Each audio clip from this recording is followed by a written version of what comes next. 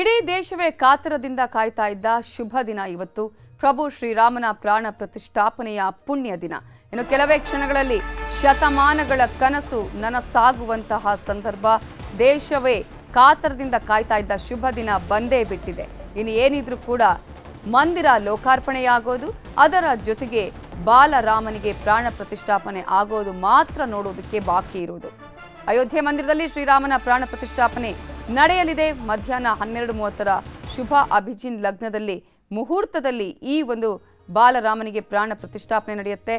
ಇದನ್ನ ನೆರವೇರಿಸಲಿದ್ದಾರೆ ಯಜಮಾನಿಕೆಯನ್ನು ವಹಿಸಿರುವಂತಹ ಪ್ರಧಾನಿ ನರೇಂದ್ರ ಮೋದಿ.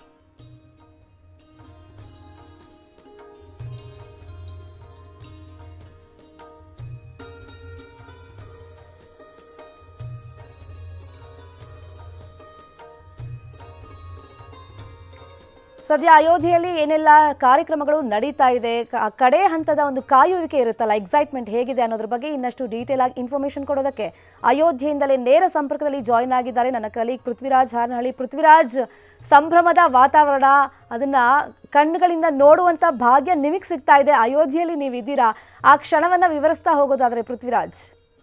ಶರ್ಮಿತಾ, ನ್ಯೂಸ್ 18 ಕನ್ನಡ ಪ್ರತ್ಯಕ್ಷ ವರದಿಯನ್ನ ಕಳೆದ 15ನೇ ತಾರೀಕಿನಿಂದಲೂ ಕೂಡ ನಾನು ನಿಮ್ಮ ಮುಂದೆ ಇಡ್ತಾ ಇದ್ದೀವಿ.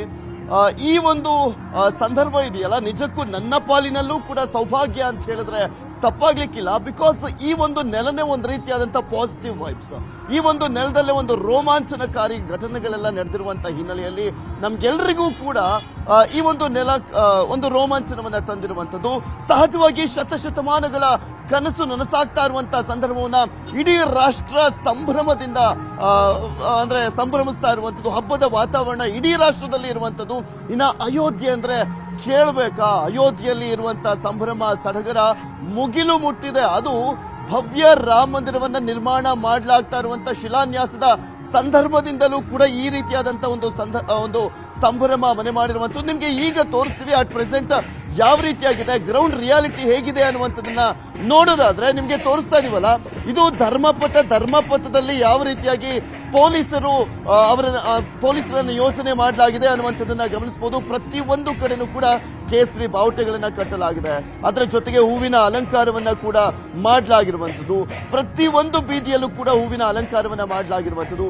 ಈಗ ನಿಮ್ಗೆ ತೋರಿಸ್ತಾ ಇರುವಂತಹ ದೃಶ್ಯಾವಳಿ ಅದು ಕಲಾ ತಂಡಗಳು ಯಾವ ರೀತಿಯಾಗಿ ವೆಲ್ಕಮ್ ಮಾಡ್ಕೊಳ್ತಾ ಇದ್ದಾರೆ ಬರುವಂತ ವಿಪಿಗಳನ್ನ ಅನ್ನುವಂಥದ್ದನ್ನ ಗಮನಿಸಬಹುದಾಗಿದೆ. ಈಗ ನಾವು ತೋರಿಸ್ತಾ ಇದೀವಲ್ಲ, ಕಲಾ ತಂಡಗಳು ಇದೇ ರೀತಿಯಾಗಿ ಸುಮಾರು 50ಕ್ಕೂ ಹೆಚ್ಚು ವೇದಿಕೆಗಳನ್ನ ನಿರ್ಮಾಣ ಮಾಡಲಾಗಿದೆ.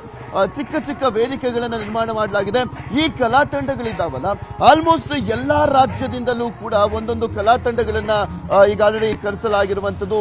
ಈ ಮೂಲಕ ಎಲ್ಲಾ ರಾಜ್ಯಗಳ ಒಂದು ಸಾಂಸ್ಕೃತಿಕ ವೈಭವ ಕೂಡ ಇಲ್ಲಿ ಅನಾವರಣಗೊಳ್ಳುವಂತಹ ಸಂದರ್ಭ. ಈಗ ಮತ್ತೊಂದು ಕಲಾ ತಂಡವನ್ನ ನಿಮಗೆ ತೋರಿಸ್ತಾ ಇದೀವಿ, ಗಮನಿಸ್ತಾ ಇದ್ದೀರಾ ಯಾವ ರೀತಿಯಾಗಿ ಇವರೆಲ್ಲರೂ ಕೂಡ ವಿವಿಐಪಿಗಳನ್ನ ಬರುವಂತ ರಾಮ ಭಕ್ತರನ್ನ ವೆಲ್ಕಮ್ ಮಾಡ್ಕೊಳ್ತಾ ಇದ್ದಾರೆ ಅನ್ನುವಂಥದ್ದನ್ನ. ಇನ್ನೇನು ಕೆಲವೇ ಹೊತ್ತಿನಲ್ಲಿ ನರೇಂದ್ರ ಮೋದಿ ಅವರು ಕೂಡ ಬರಲಿದ್ದಾರೆ. ಅವರಿಗೂ ಕೂಡ ಅಷ್ಟೇ ಅದ್ದೂರಿಯಾದಂತ ವೆಲ್ಕಮ್ ಕೊಡುವಂತ ನಿಟ್ಟಿನಲ್ಲಿ ಈಗಾಗಲೇ ಅಯೋಧ್ಯೆ ನಗರ ಸಜ್ಜಾಗಿದೆ. ಮರ್ಯಾದಾ ಪುರುಷೋತ್ತಮನನ್ನ ಕಣ್ತುಂಬಿಕೊಳ್ಳಲಿಕ್ಕೆ ಇಡೀ ಜಗತ್ತು ಕಾತರದಿಂದ ಕಾಯ್ತಾ ಇರುವಂತದ್ದು. ಬಿಕಾಸ್ ನರೇಂದ್ರ ಮೋದಿ ಅವರು ಪ್ರಾಣ ಪ್ರತಿಷ್ಠಾಪನೆಯ ಸಂದರ್ಭದಲ್ಲಿ ಭಾಗಿಯಾಗುವಂತ ಕ್ಷಣ ಇದೆಯಲ್ಲ, ಅವರು ಕೂಡ ಹೇಳಿದ್ದಾರೆ, ನನ್ನ ಸೌಭಾಗ್ಯ ರಾಮ ನನ್ನ ಕೈಲಿ ಈ ಒಂದು ಕೆಲಸವನ್ನ ಮಾಡಿಸ್ತಾ ಇದ್ದಾನೆ, 140 ಕೋಟಿ ಜನರ ಪ್ರತಿನಿಧಿಯಾಗಿ ನಾನು ಭಾಗವಹಿಸ್ತಾ ಇದ್ದೇನೆ ಅಂತ ತುಂಬಾ ಹೆಮ್ಮೆಯಿಂದ ಹೇಳ್ಕೊಳ್ತಾ ಇರುವಂತದ್ದು. ಇನ್ನು ಒಂದ್ ಕಡೆ ದೊಡ್ಡ ಮಟ್ಟದಲ್ಲಿ ವಿವಿಐಪಿಗಳು ಕೂಡ ಇರುವಂತ ಹಿನ್ನೆಲೆ ಸುಮಾರು 7,000ಕ್ಕೂ ಹೆಚ್ಚು ಜನ ವಿವಿಐಪಿಗಳು ಇಲ್ಲಿ ಇರುವಂತ ಕಾರಣಕ್ಕೋಸ್ಕರ ಭದ್ರತೆನೂ ಕೂಡ ಅದೇ ರೀತಿಯಾಗಿ ನೀಡಲಾಗಿರುವಂತದ್ದು. ಇಡೀ ಅಯೋಧ್ಯೆ ನಗರ ಸಾಕಿ ಕೋಟೆಯಾಗಿ ಮಾರ್ಪಟ್ಟಿದೆ. 15,000 ನಾಟ್ ಓನ್ಲಿ ಪೊಲೀಸ್, ಇಲ್ಲಿ ಪ್ರತಿ ಒಂದು ಗಲ್ಲಿಯಲ್ಲೂ ಕೂಡ ಕೆಲಸವನ್ನ ಮಾಡಲಾಗಿದೆ. ಶರ್ಮಿತಾ, ಈ ಹಿಂದೆನೂ ಕೂಡ ನಾನು ಮಾಹಿತಿ ಕೊಡ್ತಾ ಇದ್ದೆ, 10,000 ಸಿಸಿಟಿವಿಗಳನ್ನ ಅಳವಡಿಸಲಾಗಿದೆ ಅಂತ.